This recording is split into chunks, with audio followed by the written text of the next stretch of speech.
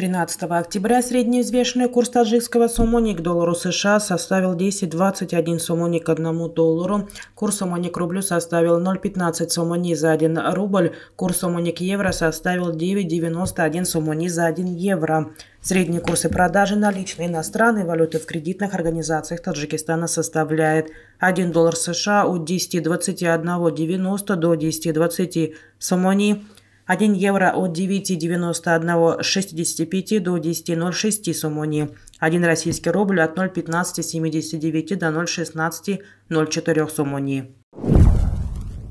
Мировые цены на нефть в четверг утром слабо меняются, стабилизируясь после нескольких дней снижения. Рынки ждут данных о недельных запасах этого сырья в США. Об этом свидетельствуют данные торгов. Цена на нефть марки Brent составила $92.53 за баррель, марки WTI составила $87.22 за баррель. Цена на золото в четверг утром незначительно опускается, в том числе в ожидании данных об инфляции в США, и составляет $1676.10 за тройскую унцию.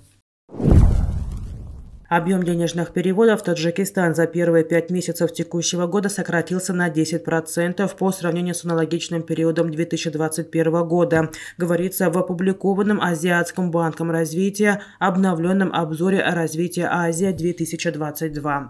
Авторы отмечают, что сокращение притока денежных переводов замедлил рост розничной торговли в республике с 17,1% до 9,3%.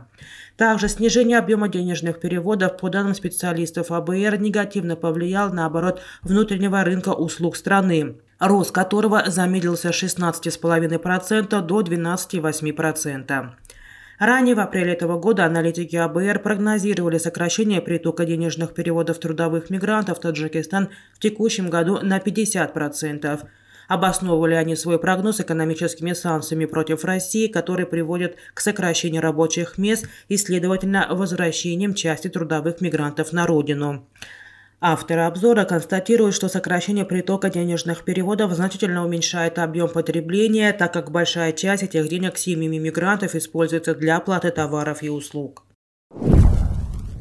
Таджикистан находится среди 3 стран-членов Евразийского фонда стабилизации и развития, которые лидируют по количеству реализованных проектов при техническом содействии международных финансовых организаций и агентств по развитию в 2009-2021 годах.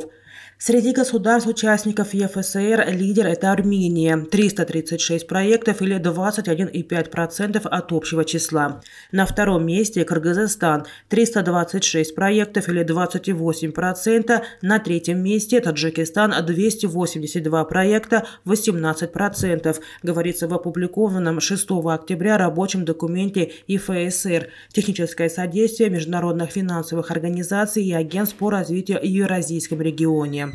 В целом отмечается в публикации за последние 14 лет в Евразийском регионе, который включает 11 стран, реализовано более 2,9 тысяч проектов технического содействия со стороны международных финансовых организаций и агентств по развитию.